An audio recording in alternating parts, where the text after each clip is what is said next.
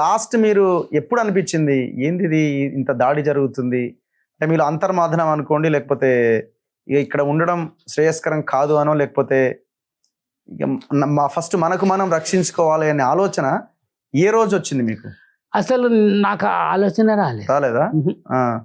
నేను వచ్చేసిన మనదిగా ఇప్పుడు 69 సంవత్సరాలు బయట పోయి ఏం చేస్తావు, మళ్ళీ ఇంకోనికి బర్డన్ కావాలి, అప్పుడు కిందనే మంచిగా చచ్చిపోతే ప్రజల కోసం చచ్చిపోతాం జాబ్ అని అనుకున్నా. ఎప్పుడు కూడా ఒక్కసారి కూడా మనం బయటికి పోయి ఇట్లా పోయి లొంగిపోదామని ఉన్న మూడే రాలేదు. అయితే ఇక 20 నుంచి కొద్ది కళ్ళు ఇది ఓల్ పడ్డది, కండ్ల సమస్య అవుతుంది. మా గాడ్స్ కు ఈ సందర్భంగా నేను వాళ్ళకి అభినందనలు తెలియజేస్తున్నా.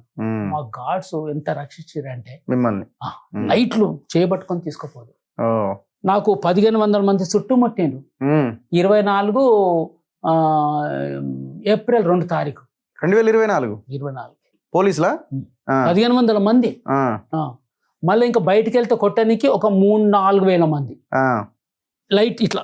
మీకు ఎక్కడ అవకాశం లేదు. అట్లా ఉరుకుతున్నప్పుడు చుట్టూ ఎటు పోతే అక్కడ ఫైరింగ్, ఇటు పోతే ఇటు ఫైరింగ్, ఇటు పోతే ఇటు ఫైరింగ్. ఏం చేస్తున్నా ఉరుకుడు కింద పడిపోయినా. అంటే తట్టే బండలు బడక పట్టుకొని నడుస్తుంటివి. కాళ్ళు చాలా ఇది ఉంటాయి కదా, గుట్టలు. ఆ బడక పడిపోయిన కింద పడిపోయినా. మా గాడు ఉరికిపోయాడు, ఫైరింగ్ వస్తుంది, మళ్ళీ ఉరుకొచ్చిండు మా గాడు.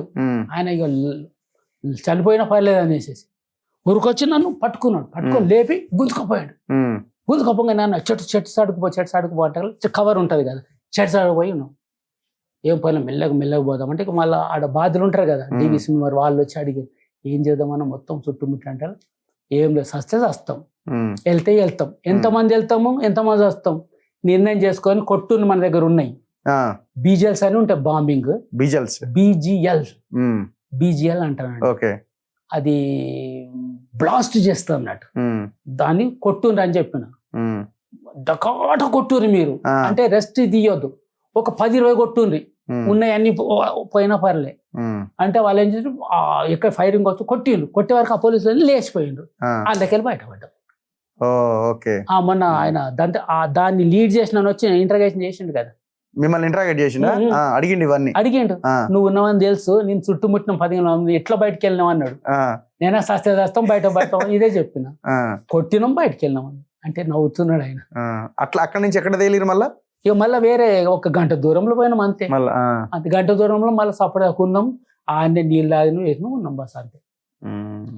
ఏ రోజుకి అదే రోజు చివరి రోజు ఇక అంతే. ఇక బయట 2024 నుంచి మొన్ననే మళ్ళీ అది కూడా అంతే. దాని తర్వాత ఇక మళ్ళీ ఎట్లా మీరు బయటికి ఎట్లా? అంతే ఇక బయట ఉన్నాం. వాళ్ళు మీరు బయటికి వచ్చేసినారు కదా, ఎట్లా అనుకున్నారు? అయితే ఏమైందంటే 20 నుంచి ఈ కన్ను సమస్య అవుతుంది, ఆపరేషన్ పోవాలి, ఆపరేషన్ పోతే వస్తామా లోపలికి, మళ్ళా ఇది చర్చ నడుస్తుంది. అయితే ఇక మన పార్టీ వాళ్ళు కూడా ఏమన్నారంటే మీరు చూడండి మరి బయట లైఫ్ అట్లా సెటిల్ అయితే అట్లా చేసుకుంటావా అన్నారు.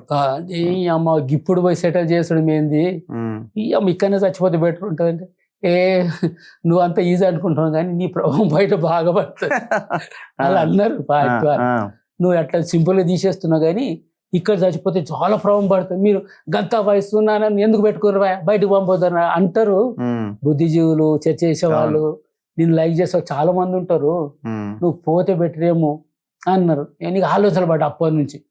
ఈ అమ్మ పోయి ఎట్లా బతుకుర్రా బాబు, అంటే ఇన్ని సంవత్సరాలు ఒక క్రమశిక్షణమైన లైఫ్ కదండి, చాలా బెటర్ లైఫ్, చచ్చిపోయినా పర్లే గాని చాలా మంచి లైఫ్ అంతే. అదైతే